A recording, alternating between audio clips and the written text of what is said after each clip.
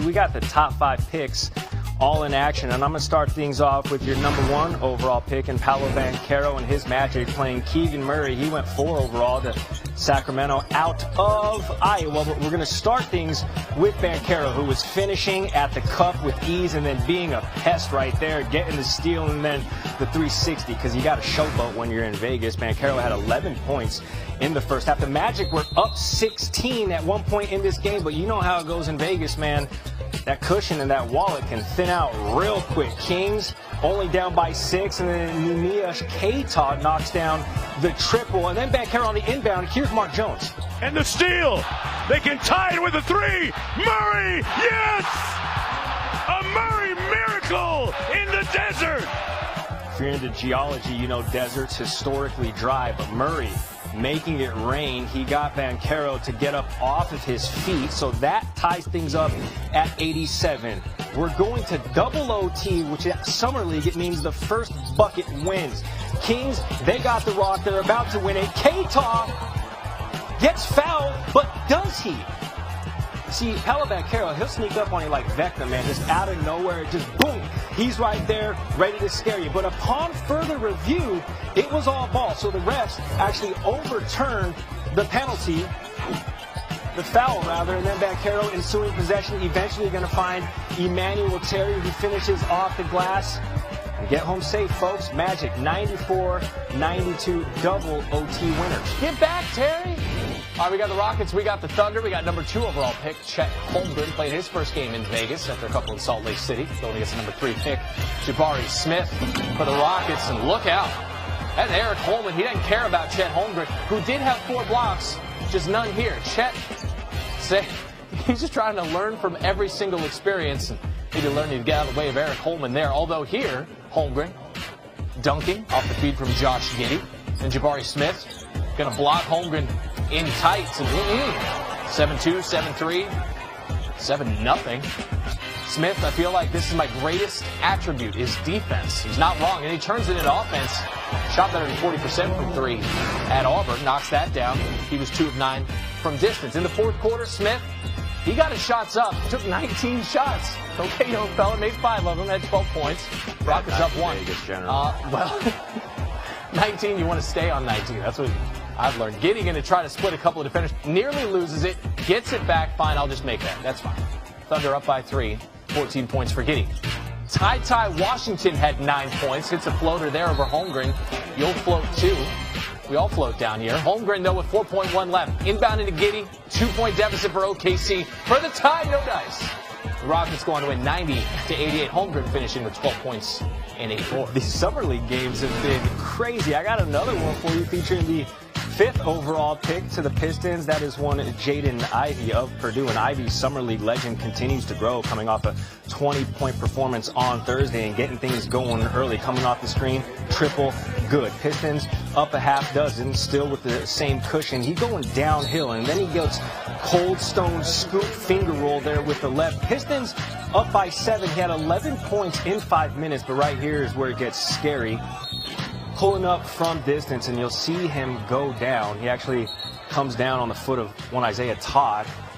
Fortunately for Ivey, he would stay in to shoot all 3 free throws. Randy just saw it. He wins. You know how terrible those ankle injuries are. Pistons Summer League coach Jordan Brink did legend how the rest of the majors tried to upstage them with some late inning thrills. Plus, the NBA's top 5 picks all starting in Vegas. Some shine, some were humbled, and one you may not see for a while.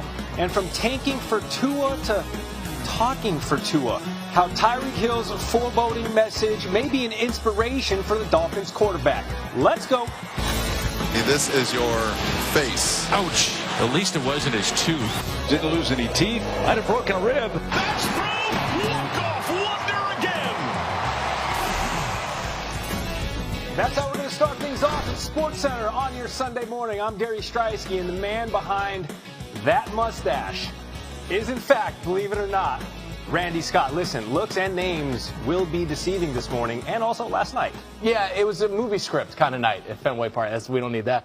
A guy named Jeter, right, named after Jeter, had a night to remember against the Yankees. This rivalry has given us so much. Let's go to the Yankees and the Red Sox on Causeway Street. Yeah, not Causeway Street, that's the Garden. This is Lansdowne. That'll Boston proper. factor into the highlight. Boston adjacent, we'll say, the Fens. Hey, speaking of going against your former team, the Red Sox drafted that man, Anthony Rizzo, in 2007. Rizzo's had a decent career in the years since. That into right in the sixth in what was a tie ball game. Pedro Torres is going to score from first, and the Yankees take a 2-1 lead. The Sox have lost 4 straight overall, in danger of flirting with being swept by their rivals, their first-place rivals, and Josh Donaldson does that. And Rizzo comes in to score. Donaldson 8 RBI in this series alone. Yankees lead 3-1. Bottom of the inning, though, here come the Red Sox. Rob Refsnyder. Deep and gone, like Pedroia Laser Show Relax gone. Like taking Jeff Francis to the Mass Pike kit. Oh, Jeff Francis Jeff Francis 07 kit, causing property damage. What? He hit a Benz. That's going to cost you. Put a hole in the old rear windshield. Is it still a windshield if it's in the back? I don't know. The back glass is what I call it. 61-0 when leading at any point in the 8th inning or later this season.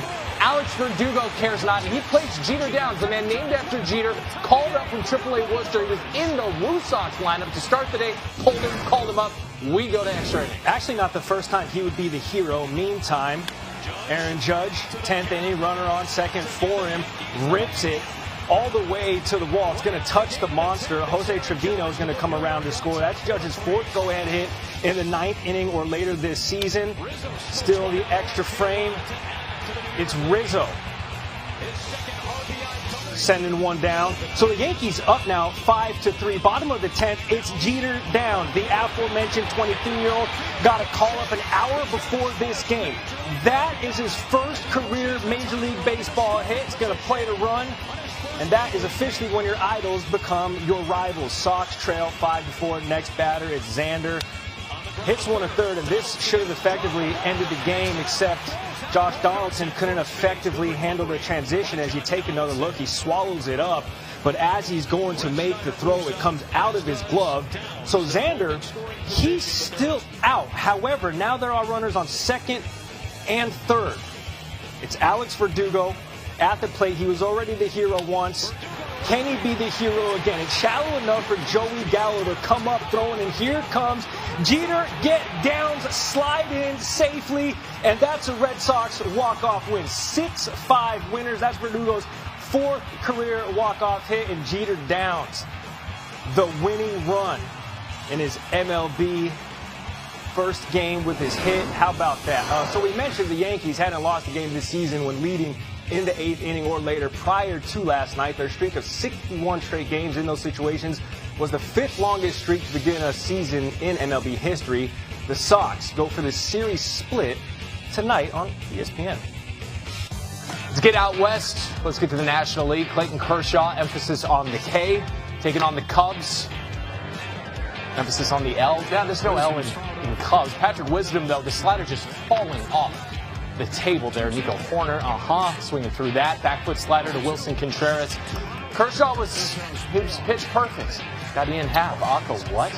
7 2/3. Aka 10 Ks. Second game this season with 10 or more.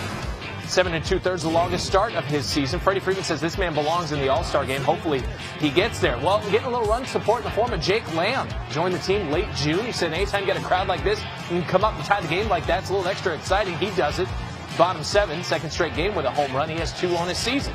Freddie Freeman, a few more than that. This one not going to leave the yard, still going to do some damage. The paper cut is still staying.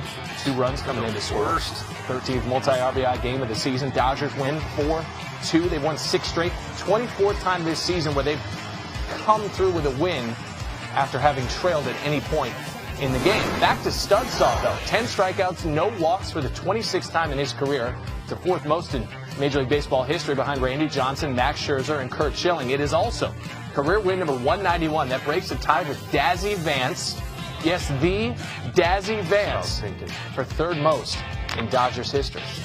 Randy, we're hooping. NBA 2K